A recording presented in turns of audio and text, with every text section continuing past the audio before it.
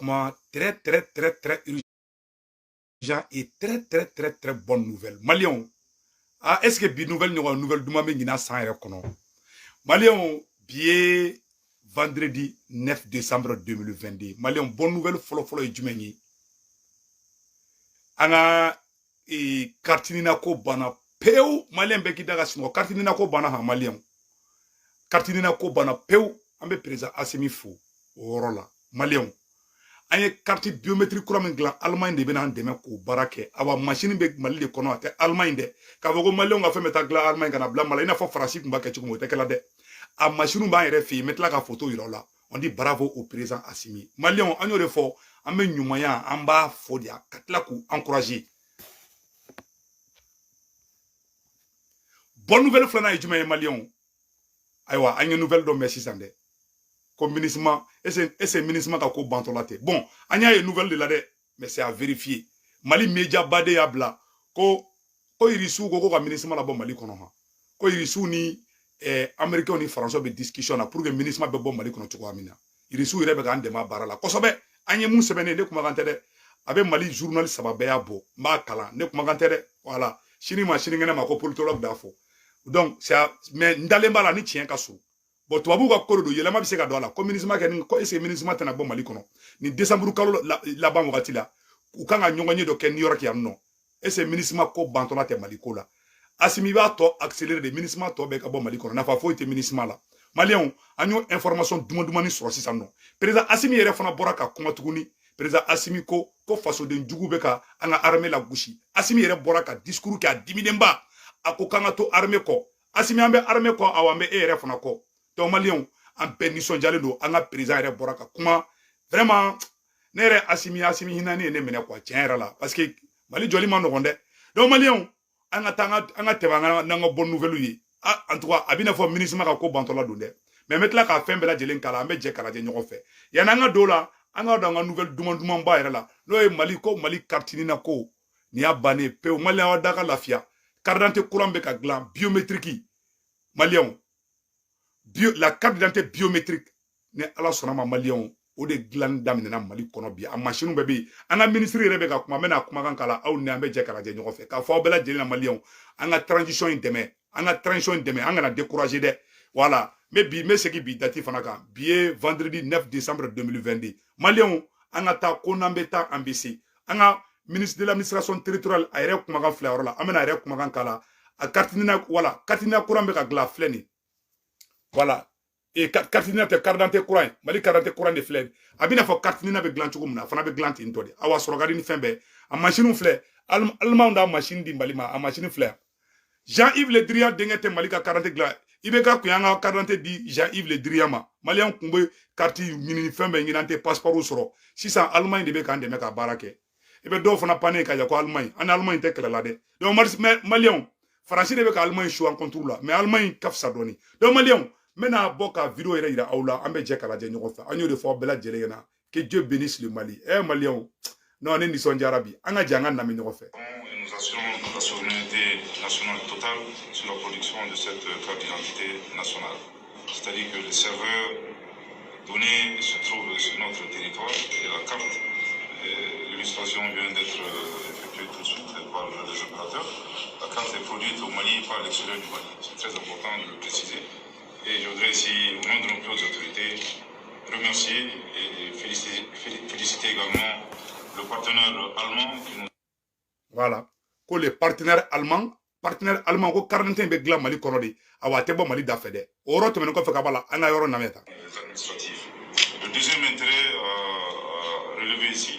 c'est les économies d'échelle que nous réalisons. Vous allez avoir la carte d'identité biométrique. Nous faisions la carte NINA et la carte d'électeur. Aujourd'hui, grâce à la carte d'identité biométrique, il n'y aura plus de carte NINA et il n'y aura plus de carte d'électeur, ce qui permet au budget national, en tout cas... Malien abela jeleyaye kartinina ko bana peu awa ko ministre fana ka ko bantola dona anyo information sur ate teme 30 minutes ka ko ministre ko ametla ko fana ira awla o information bambulu mais anga do anga nison dia ke folo anga kartinina ko la folo nan claro la ambe soro ka do la Malien anga janga kartinina ko la Karti bara fɛn fɛn bɛ don a kɔnɔna la a bɛɛ bɛ kan yɛrɛ de ka jamana kɔnɔ karti tɛ dilan wɛrɛ la ka nana k'a fɔ ko n bɛ jamana donni ta ka bɔ n'a ye jamana kɔnɔ ka taa jamana kɔ kan ka taa karti kan a bɛɛ bɛ kan an yɛrɛ fɛ yan pas que démonstration bɔra ka kɛ yan nafa min b'a la ni ye administration yɛrɛ ka jateminɛ o ye ka dɔ bɔ faso musaka la kosɛbɛ parce que sans carte d'identité biométrique kana karti fila kun bɛ yen n'o ye carte nina ye ani carte d'électeur mais n'ala sɔnna ma ni carte d'identité biométrique min b'a to carte nina tɛna dilan bilen carte d'électeur fana tɛna dilan bilen wa an ka nafa min b'a la fana numéro dɔ bɛ yen n'an b'o wele ko nina o ye ka ba don nina la kosɛbɛ ni an ka passeport jateminɛ nina b'a kan donc nina kelen bɛ adamaden bolo i b'o numéro kelen de fana sɔrɔ ni carte d'identité a banna an ka ministre Ablaye Maïga bɔra ka fɔ ka nɔgɔ bɔ a la pewu Ablaye Maïga to i ka terrain don dɛ k'an ka bassin don dɛ ne tɛ fɛ ka sɔrɔsi ninnu ye Maliki Jaw a ye bassin don dabila a ka to ka terrain don terrain de b'aw minɛ quoi et puis terrain ye Maliki Jaw minɛ ka tɛmɛ ni sɔrɔsi in bɛɛ kan Maliki Jaw to i ka terrain don sa hein voilà donc malien sisan an bɔra o bonne nouvelle kɔnɔna na président Assimi yɛrɛ bɔra ka kuma Assimi ko mɔgɔ dɔw bɛ ka manipulation kɛ an ka Assimi yɛrɛ kumakan na mɛn président Assimi on est de cœur avec vous malien an y'o de fɔ an na ni ɲuman min kɛra an bɛ bɔ an b'o fɔ mais ni an ye erreur yɔrɔ min fana an b'o fana fɔ dɛ voilà o de Mali jɔ ye président Assimi bɔra ka kuma dɔ fɔ vraiment c'est choquant aw ni an ka janga président Assimi kumakan na mɛn a yɔrɔ la fasoden jugu minnu bɛ k'an ka armée la décourager ani Faransi Assimi bɔra ka bɛɛ jaabi sisan an ka nin yɔrɔ lamɛn en général et de la restructuration de notre outil de défense en particulier. C'est pourquoi nous relevons en permanence dans les rapports et interventions des manipulations liées à la question des droits de l'homme, des actions de diabolisation de nos partenariats, sans compter les initiatives insidieuses pour éroder la confiance du peuple dans la marche de la transition. Voilà. Président Assimi bɔra ka kuma san nɔ a waraba kumana ayi non malien Assimi ko janfa dɔ de bɛ ka galon tigɛ ka malien n'u ka armée bila ɲɔgɔn na président yɛrɛ bɔra ka fɔ sisan dɛ ka galon tigɛ non seulement bɛ galon min tigɛ a nafa bɛ se terroristes de ma ka to ka armée buruja ka to ka transition na gosi ka jugu sago kɛ i n'a fɔ RFI b'a kɛ cogo min i n'a fɔ Arasbati b'a kɛ cogo min i n'a fɔ fasoden jugu wɛrɛw fana b'a kɛ cogo min na awa président bɔra a ko malien k'u kɔlɔsi fasoden juguw la k'u b'u ka baara la awa wulilen bɛ ka jɔ ko f'u ka Mali dafiri an bɛ yɔrɔ min na ko bi donc malien restons très vigilants président yɛrɛ bɔra ka fɔ sisan nɔ k'an k'an kɔlɔsi Assimi yɛrɛ bɔra ka fɔ dɛ yara ne b'a fɔ don o don a tɛ da la awa président Assimi bɔra a y'a fɔ sisan Mali nɔrɔ la kɔnɔ malien armée malienne bɛ ka pouvoir sɔrɔ fan bɛɛ frappe hali sɔgɔmada na u ye frappe kɛ fɛngɛ T-site la zone des 3 frontières an ka armée malienne taara jigin terroristes kan k'u sɔrɔ Darakadun na a bɛɛ bolila ka taa Niger attaque caman bɛ ka kɛ bi mɔgɔw ma faamuya banditisme bɛ yen terrorisme bɛ yen mɔgɔ dɔw bɛ marifa ta ka bingani wale ta ka ɲɛsin mɔgɔ ma o ni terroristes tɛ kelen ye koyi o bɛ kɛ hali kunna an y'a mɛn ko Segu k'u taara yɔrɔ dɔ attaquer olu ye bandiw di ça c'est des bandits olu ye mɔgɔ dɔw bɛ yen minnu bɛ bin mɔgɔ kan o bɛ kɛ hali Amérique yan nɔ o bɛ kɛ mais o fana kɛlɛ bɛ yen o ni terroriste kɛlɛ tɛ kelen ye dɛ terroriste mun bɛ taa mɔgɔw faga ko mɔgɔ ka diyagoya sariya kɛ ou bien fɛn dɔ kɛ dɛ donc o ɲɛfɔ bɛɛ lajɛlen ɲɛna an k'an kɔlɔsi o yɔrɔ la donc voilà restons soudés donc an bɛ président Assimi ye discours min kɛ a ye espoir di malien den bɛɛ lajɛlen ma a ko k'an ka to an ka armée kɔ malien bi ye vendredi 9 décembre 2022 an ka président Assimi ka discours lamɛn en général et de la restructuration de notre outil de défense en particulier. C'est pourquoi nous relevons en permanence dans les rapports et interventions des manipulations liées à la question des droits de l'homme, des actions de diabolisation de nos partenariats, sans compter les initiatives insidieuses pour éroder la confiance du peuple dans la marche de la transition. Qu'à cela ne tienne, nous devons résister à ces tentatives regrettables et nous concentrer davantage sur nos objectifs de sécurisation, de pacification et de développement du Mali pour le bien des populations. Abana, bara bana peu. Assimi ko galon minnu bɛ ka da Mali la ka mɔgɔw bila fili la k'a b'a ɲini Mali sɔrɔsiw fɛ a b'a ɲini maliyɛn den bɛɛ lajɛlen fɛ cɛ ni muso ko an k'an tɛgɛ di ɲɔgɔn ma an ka Mali in jɔ ko Mali kura de bɛ ka jɔ président Assimi ka discours de filɛ dɛ tan began tege di nyogoma ko mali kura de be ka jo mali kura joli damandi faso de njugu yi donc kangan tege di nyogoma kanga mali kura jo président Assimi ne bora ka fo o be ka diabolisation ke ka galon tege ka armée la démoraliser kanga na dawla de kanga danga armée la nga dali Assimi la awa Assimi andari lula awandali me armée la ima irisu ka surasimbe irisu ka surasube ka fagali model do da terroriste ka biya ka bo aklima mais mumbe ka ke bingani wale mbe ka ke ani terroriste kala ute kelinge mbe siki kuma inka ala nyame so na ko attaque do kera segu parce que ni jamana tira ka se niveau de la marfa be yere ke quoi donc mogo do be marfa ta ka soro terroriste te mais bandu de do ou be ta bingani wale ta ka nyesi mogo ma o be ke kita o be kali Bamako depuis terroriste mana Bamako o be kala ka koro o be sira tege mogo la o baro be senade depuis indépendance wakati o be ke dien fambe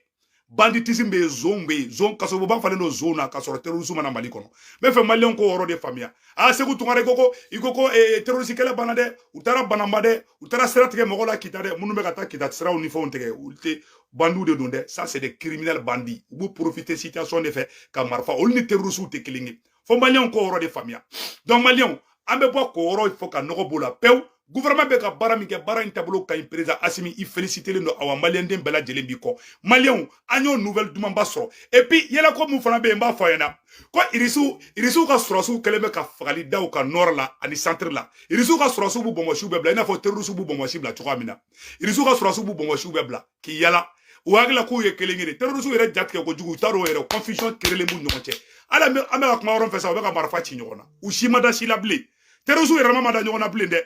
ou be technique mi ke kanga armée ka fini do de kata terrorisme kumbe Mali surasu ga fini de do kata fagali jugu ke no kara Mali surasu to be tien c'est ça Mali surasu ni irisu fana be ka do fana ka technique de la kube ku danga den kari no aba ke to neni re mandi ay fam ma kon te fa kan kuma nfo ka jigu kan kosobe c'est ça terrorisme be yere ngini la sanno il se cherche o lo kumbe mun ka on folo de an fana be ko de ke o labi ima terrorisme yere be ka nyoko kele Mali ni Niger frontière la zone des 3 frontières dugu do be terrorisme yere be ka tlenga mugu ci nyoko na awa terrorisme yere be ka dese ka fara nyoko kan parce que o lo kumbe technique mi ke ka an yere ma fengede an fana be ko technique de ko la oh terroriste groupe do be ambolu ka firi do ka ta terroriste do attaquer olu ba foko ok amadu kufa ba foko jayad akaliga mogo de be ka attaquer oh shi ube mélanger les bebi terroriste ma hali olu be marfa mi ci o madaw la kuma do la ube ja tegele bebi u shi madasila confusion totale o era Mali blakoyi ube ka boli ka ta Niger di ou ko do Mali kono to do be koko ke nous tara Niger ni France ou glan et puis ce qui est très grave dans cette affaire terroriste be ni mouvement beke Mali ni Niger frontière là wallahi français nya bula o te kuma français ka satellite o be Mali sanunye français ka aradari o be Mali sanunye français ka aradar o be Mali jamanye mais français ka aradar te Iyad Agaliye français ka aradar te Amadou Koufaye mais français ka aradar be munye ko armée malienne ko yo exaction ke yan fede ali kunu ya rapport do bo RFI la ko Nigeria mu men nafigué la o krefede u ya galon tigɛ ko Nigeria surasu k'olu bɛ ka muso minnu kun minɛlen bɛ Boko Haram bolo ko olu bila ka diyagoya avortement kɛ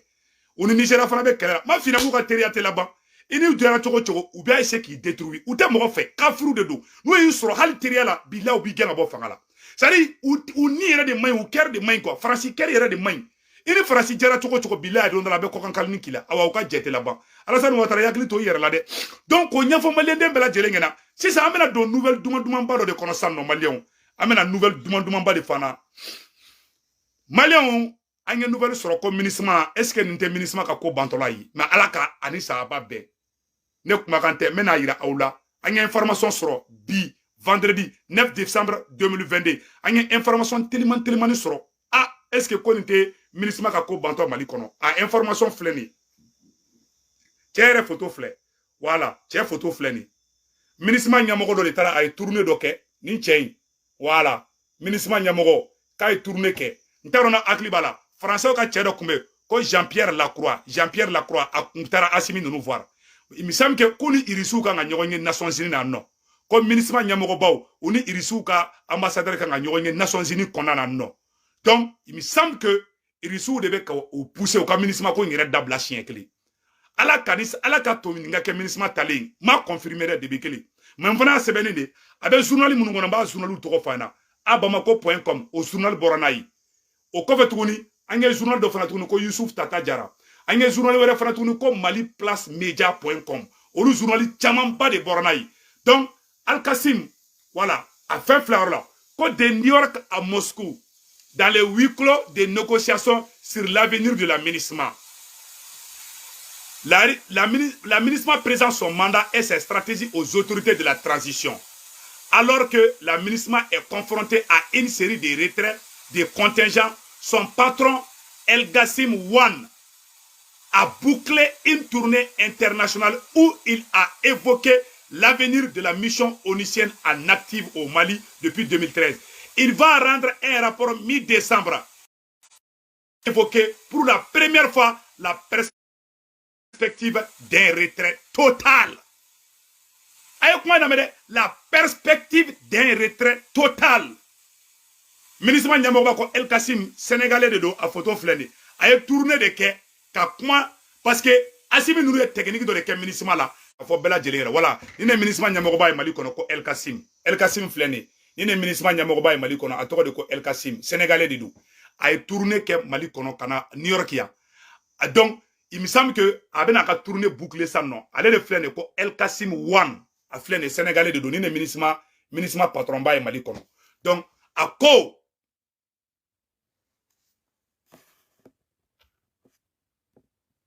voilà. Qu'on ne dévoile pas, faire mes réseaux, faire mes journaux de la donc maintenant ça non. De New York à Moscou, dans les huis clos des négociations sur l'avenir de l'aménagement, il va rendre un rapport mi-décembre qui devrait évoquer pour la première fois la perspective d'un retrait total. Avec un rapport double, on y a non. Ni décembre kalo le tanduru ka yele faut le mouana. Avec un rapport dobla oni kona no mumba ira ka fo ministre ka kanga bon Mali kono choya jumena anu kanga discussion ke choya jumena o kuma de besena ala ka to malien ministre ka bon Mali kono ministre na fa foite ministre na ministre chemuntara asimi voira mena segera do boka ira aulabi chemuntara uga ministre chemuntara asimi voira adela anka ibeka to fangala adela ka fo ko ministre ka barate koka ayini kuma la mede Tiens, ko ministre ka barate ko kanani ko ka terroristes kele de ko armée malienne de kan terroristes kele ne segu tungara kuma kan te de ministre tiens de bora ayafo a vidéo kumembolo yoro dola mais mi sam ga truna quoi mais après mettre la ka bo donc ka iraola ka fo an tike di nyoma ambe président Assimi encourager aka djidja alibi aka ministre to gain de ou gana tant foi di ministre ma ni ministre bora san non. Oh, donc Mauritanien doit. Ok, ministre Nyamogba ko Sénégalais te ha. Comme ne yabe bon, ne ka radar yo niveau là ne bolongo Sénégalais do parce que one ton chama Sénégalais de quoi. Jamu imba ira ko Sénégalais de do. Donc problème ta là ko Mauritanien de do ne. Voilà. Ko ni tien ko Sénégalais te ko Mauritanien de do. Donc ba oro ni corriger. Donc dogo ko Mauritanien de do. Donc ambo oro corriger ko Mauritanien de ko Sénégalais te. Donc comme ministre ma benaka kasa kuru ka bo Mali kono. Ko ni ala sonama. Alhamdulillah ala ko ke ala ka farasi cɛ janya Mali ko jɛgɛjala ni baji président Assimi ijija ibi mamso ka ganfuru la malien an yo nouvelle duman sɔrɔ yananga bɔ vidéo la an bɛ malien bɛɛ encourager an ka union kɛ président Assimi kɛrɛfɛ an bɛ président Assimi yɛrɛ encourager a ka baara bɛɛ taabolo ka ɲi mais malien an bɛ bi date fɔ fɔlɔ bi ye vendredi 9 décembre 2022 mais Assimi ka baara taabolo ka ɲi mais fɛn fila bɛ ijija o yɔrɔ la i ko yɔrɔ régler fɛn fɔlɔ jumɛn baara kɛ ni forte changement ye deuxième mois Mali justice nettoyé président Assimi a bɛna fɔ ne ye so jɔ ka village jɔ ka étage jɔ ni mi ka dudenw na mara don dɔ la i banabagatɔ i denw b'i ka du feere kɔfɛ ni mi denw na mara e ye président de i kan ka jamana kɔnɔ den bɛɛ bila règle normale kɔnɔ mais n'i ma kɛ sisan n'i ma wuli ka ni justice nettoyer justice billahi u tɛ fanga in fɛ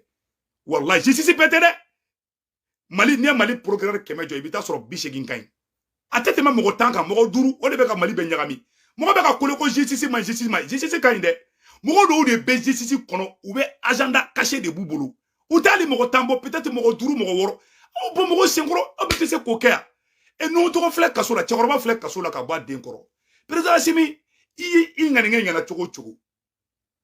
fɛn dɔw bɛ yen i ma Modibo Keyita ye i ma Karafiya ka fanga bɛɛ kɛ ka diɲɛlatigɛ hɛrɛ bɛɛ kɛ Libyɛnw ye mais Karafi ye yɔrɔ dɔ négligé Karafi ɲinɛna a yɛrɛ kɔ dɔrɔn u taara ka jamana attaquer e be san kɛmɛ kɛ k'i ka jamana jɔ don dɔ la tubabu de bɛ wuli k'i ka baara bɛɛ tiɲɛ i ma irisiw taara Ukraine ci américains ye wariba de don Ukraine na irisiw y'a bɛɛ tiɲɛ donc an tɛ fɛ i ka baara ɲuman ka kɛ baara jugu ye ni ma nin justice in bɔ i senkɔrɔ k'i sen bɔ nin politicien ninnu sen na wallahi i bɛ ka baara ɲuman fɛn fɛn kɛ n'a ma kɛ fu ye k'a fɔ ma ko tout ɲɛmɔgɔden tatɔ filɛ nin ye i ka famille fana sen bɔ fanga in na o ne ka conseil ye dɛ o ne ka conseil ka figina dɛ i ye ɲumanya kɛ cogo o cogo il faut toujours penser à l'avenir ne Asimi ne tɛ mɔgɔ jumɛn kan ka na ne kɔfɛ i b'o bɛɛ de dilan a bɛna fɔ e ye so jɔ e ye villa 10 jɔ ka usine jɔ milliards b'i bolo i den jumɛn kan k'i remplacer i kan ka baara kɛ cogo jumɛn n'i ye ɲɛdalajɛ lajɛ Corée du Nord cɛkɔrɔba satɔla a ye fanga ta ka da ka lagarenin de ma o petini tɛ ne fanga la petini filɛ fanga la Corée du Nord a fa den fɔlɔ tɛ o c'est à dire a bɛ mɔgɔ ɲuman de bɛ jamana jɔ i bɛ den dɔ wolo a t'i fɛ i bɛ taa sɔrɔ i kɔrɔkɛ den dɔ b'i fɛ ka tɛmɛ hali i woloden kan président Asimi baara kɛ ni force de changement de ni famille politique b'i bolo bi o ye force de changement de o ne ka conseil ka figina wallahi i ka di ne trop ne tɛ fɛ don dɔ la dɔrɔn i ka nin baara bɛɛ ka tiɲɛ ni i bɛ sɛgɛn ni politiciens senna don dɔ la tubabuw bɛna intervention militaire kɛ i ye usine fɛn fɛn jɔ o b'a bɛɛ bombarder n'u m'a kɛ i ka fɔ ma ko tout irisiw tɛ ka américains ye yɔrɔ dɔ dilan Ukraine irisiw y'a bɛɛ ci kasi bɛ ni ka Zelensky faga c'est pour te dire que l'union sacrée autour de toi dans la sincérité Asimi mɔgɔ hakɛ man ɲi dɛ mɔgɔ ni justice ye mɔgɔ tɔ ye dɛ an n'u bɛ k'a fɔ i tɛ k'a lamɛn ni dun ma lamɛn i ka baara bɛɛ bɛ kɛ i bolo fɛ ni hadamadenw tɔɲɛna don dɔ la dɔrɔn mɔgɔ dɔ bɛ taa kaso la dɔrɔn o bɛ sa don dɔ la mɔgɔ dɔ bɛ taa sa e yɛrɛ bɛ tila ka nimisa quoi e yɛrɛ kanubaga ba dɔ don dɔ la ni mɔgɔ ninnu b'u to ka ni double génie na dɔrɔn don dɔ la i ka mɔgɔ ɲɛnama dɔ bɛ minɛ dɔrɔn o bɛ sa kaso la n'o sara kaso la on va dire que Asimi e d'a faga an kana ɲɔgɔn nɛgɛ Asimi e de justice ye ne ma fɔ n ka Asimi ka taa micro ta ka taa fɔ juge ɲɛna a ye nuhu tɔgɔ bila ne b'o fɔ dɛ parce que un giga lagalagatɔ dɔw bɛ yen nɔ n'i y'a Asimi tɔgɔ fɔ dɔrɔn u bɛ huru harabatɔ de don a dɔw tɛ fosi kalama i ma hali wagati min na an kun bɛ ka bandaw critiquer a dɔw ne y'a bandaw critiquer a dɔw bolo ko bandaw ni Asimi bɛ ɲɔgɔn bolo toujours o wulila ka ne buruja après u taara ka tugu ne kɔ an ka don Maliko la an ka bɔ mɔgɔ ko la Asimi ka d'an bɛɛ ye mais ni yɔrɔ min ma ɲi an b'o fɔ ni mun ka ɲi an b'o fɔ an bɛ fɛ a ka ɲɛ di c'est la pure et simple vérité ne kɛ n ta ye conseil de ala ka to président Asimi kan mɛn n'i ma nin justice bɔ i senkɔrɔ k'i sen bɔ nin politicien kɔrɔbaw sen na i ka baara bɛɛ bɛ kɛ zéro ye don dɔ la u bɛ intervention militaire kɛ don dɔ la fasoden jugu dɔ bɛ n'i sigi k'i ka nin baara bɛɛ bila ji la Modibo Keyita ye usine joli jɔ ni mouvement démocratique mɔgɔw nana o y'a bɛɛ ci an tɛ fɛ o ka k'i sɔrɔ an tɛ fɛ an salen don dɔ la an kaburu la mɔnɛ k'an faga quoi parce que mɔgɔ jugu ka ca u kɛrɛfɛ trop a tilancɛ bɛɛ y'aw yɛrɛ ka entourage de c'est à dire i ni mɔgɔ dɔ bɛ bɔ kɔnɔ kelen kɔnɔ i balima dɔ i bɛ taa sɔrɔ a man ɲi quoi kana gɛrɛ i la quoi c'est la pure et simple énervé donc quoi il faut pas t'énerver non on tɛ ka dibi Asimi ka di n ye trop Asimi bɛ bolo i n'a fɔ n ka lagarenin de quoi a ka di n ye trop mais n'a ka yɔrɔ min b'a ka fanga tiɲɛ n'i m'a fɔ o kɔrɔ n kɛra ma jugu ye quoi wallahi a ka di n ye dɔrɔn o de y'a to n bɛ ka nin conseil di ni ma nin justice in bɔ yen depuis sisan ne ma fɔ n ko Asimi mo ni mɔgɔ min nana n ko Asimi ka wuli ka taa fɔ ko k'o bila dɛ parce que lagalagatɔ daji bɔ dɔw b'i lajɛ dɔrɔn non Seku Tunkara Asimi tɛ se ka karisa bila ne ma fɔ n ko Asimi ka taa nuhu togo bila dɛ depuis an ma se yan depuis bɛ ka yɛrɛwolo mɔgɔw minɛ ne kulula n k'a ye ni mɔgɔ ninnu dégager k'u bɔ Bamakɔ kɔnɔ Mali justice ka ɲi dɛ Mali procureur ɲumanw bɛ yen mais mɔgɔ minnu bɛ ka Mali détruire au niveau de la justice ala tɛ 10% bɔ Mali justice ka ɲi dɛ wallahi billahi Mali justice ka ɲi mɔgɔ dɔw de bɛ u man ɲi quoi u man ɲi u ŋanige man ɲi u bɛ ka n ka révolution saboter quoi ils sont au service de la France c'est la pure et simple et c'est un révolutionnaire un révolutionnaire il c'est la révolution qui est sans utiliser les mots verbaux mots durs dɔ bɛ i b'a fɔ dans la révolution révolutionnaire ba bɛɛ et c'est ka k'i ka jamana fɛ k'a fasoden jugu ye k'i t'a fɔ mɔgɔ fasoden jugu bi fasoden jugu de bɛ ka bila kɛnɛ ma fasoden ɲumanw de bɛ ka don kaso kɔnɔ Asimi e ka fanga la cɛw hakɛ mana wuli nɔfɛ don o don i bɛ taga ji wo fɛ n bɛ ka tiɲɛ f'i ɲɛna dɛ i tɛ président ye i tɛ président élilen ye kalama fili k'i sigi i ye coup d'état de kɛ vote ma kɛ k'i sigi i bɛ Mali fɛ walayi i bɛ Mali fɛ an b'a dɔn dɛ donc dɔgɔ ko mura bɛ n na non mura bɛ n na donc an b'i fɛ mais tiɲɛ yɛrɛ la ni justice in bali ye ka bɔ yen n'i ma bɔ i ka baara bɛɛ bɛ kɛ zéro ye awa n'i ma ni politiciens bɔ i senkɔrɔ n'u ye fanga ta don min na i ka ni usine fɛn fɛn jɔlen bɛ u bɛ tila k'a bɛɛ di Faransi ma n'a ma kɛ i ka fɔ ma ko tout ɲɛmɔgɔden o ne ka conseil ka f'i ɲɛna dɛ c'est très simple ta kana t'a la e yɛrɛ bɛ ka président yɛrɛ bɔra k'a fɔ k'u bɛ ka Mali buruja mɔgɔ minnu bɛ ka Mali buruja e b'o tigi dɔn munna i t'u minɛ ka kangari da u ye maliden juguw bɛ ka bɔ don o don u bɛ ka Mali buruja foyi tɛ k'u la mais faso de nyuma damana filigo kelenke faso de njugu olu be boka mali buruja foite bola faso de nyuma olu duratol bolo ka erreur e président ke o ka sisi be e mo ge e président ke ambora ke sutara nan kuma bo ke sutara ni sisi kelen de kumbe emene mais anga hakili to nyogona nyogon badum ne be soa dia quoi c'est la pure vérité hein. Donc vraiment président Simanga ni biko anya nouvelle do fana soro vraiment on est très content mais nan fana ni mani yoro ken corriger ne ngatiga fangala maka chedi fina ne sisi ntoy na e sangalen ken na be mo shiti défendli e be bale mona to be mo be bibla ante continue ni justice système clé nge antorla antonyana lebo mi dara mo ka e ga fanga ma da mo ka ali ibega ka fangala c'est la vérité o be ki ga fanga be saboter ki ga mo nyom be mine ka be humilier et sans kele ni ko ate ka dabla ambe ka kuma dongo do ite ka fembor fena c'est-à-dire agana ko ke somo ko ne somo ko be ya fa beta jamana to président simi ngani nge kay mais ni woron ni côté woron ni man yoro corriger imam Modibo Keita ka milition kuma mo ko tonye malion kasira chokoro kasira ko Modibo Keita ka milition be ka antonye Modibo Keita makuma imam minana ka takasula Modibo Keita minana Modibo Keita ka milition yo mo ko toro sabu système de sabotage ke mais Modibo Keita re ka futite Asim amba don ete ka mogo mine ka don kasola mais mogo munu be ka mine iba kalama ali sita kilimere flek kasola mwanyima kola ambe ka fo e président simba kalama mais mogo be ka tonye sisi bolo bingani be ka ke mogo ka terrain be ka goshi u ka fon be ka ke mogo la mais no fora e te kola je e bolo toro asimi izindo jo yan fait mais anna sara san perenga jiganka e ka stratola aka fotoro e be ka nike wara non asimi champion de e be to la toro e be ka asimi ko champion e be tiro soro kasola asimi dambe fali kusama la koy iko rambe koy mais ni mainde ni côté ni man yoro côté ko fedra biga fanga bi me ka tieni fina parce que ni e ga mo nyena ma do minana do ka sa kasola ite dia anchi me ka tieni fina koy abe fo kan deserima odu bu tonna frasi plan be kabu ni sisi kele beta e ga mo do mine intouchable do mine dro u beta ka posne ka kono kasola ka fara un traitement abe fo ka tigi sara ko asimi kan kuma ni feka ite se ka dianye quoi me ka tieni fina ne kanu baga do mana mine ube ka ben de cerveau mine ube ka mogo do mine o kadine o tiki ko do ko soro kasola ati se ki kanu do la me ka tien de fina ani so tike ka dine mane te ki fala me ka tien de fina kuyi parce que be kuma na ka dese ima Modibo Keita chekoroba be mali ko te Modibo Keita fe ye ni Modibo Keita to ko fotoro be bereta ki gen ala an bagoroba do be o te fe ka Modibo Keita to me parce que milice on goshi che président la régime na be ka tonye ke ka ke o président fe che la ko fe qu'on se dise la vérité mali ka do ka sura ere la fiali me de ke mais bi se ki yere fa mo ya mo titi de kabu kono mo ko président simi I karambela jelenge mais i ga fanga mo tonyela justice bulu ka teme régime beka il faut corriger ce côté ni ma ro corriger i ka fanga beta jiwu yo fe me ka tien de fina hage Modibo Keita ko mani chokoro do yere par exemple mo ga milition nge mo do tonye mais il faut corriger ce côté mo be ka fa dongo do i be ka kina fo iklota la justice e mo be ka saye no fe e kureta ke e masiki ka kalama flika esiki mais esiki na mo de be ka wuli ke e defa e te ko e be to kolu jati mogo be ka tonye mogo ka carte judiciaire be ka tien est-ce que tu vois mogo ka casier judiciaire be ka tien mogo dem na mani bolo wala si ka inde mogo munu be ka ka donner no mais o po mogo sengoro ko papier sharia ne sharia do e mana élection na nge sharia do de violer ka ke prisonnier mais mogo tukura e ko qui légitime e mogo munu be ko ke olu be ka toro ete ka foi ko la. Donc vraiment ambi deli era de quoi ni oro corriger parce que antoyena de tiens antoyena ay mali era nigi bonne era la a benala na krache donc ay mali nigi bonne antenne to la de wallahi ni sara abi faso kanu boyila quoi to edo be na dari ka to abi faso kanu boyila e no minito na nanga mogoro sara kasola dongo do ibe boya mogo ye meka tien fina de voilà a ko ti est trop pressé et bloqué là malion aka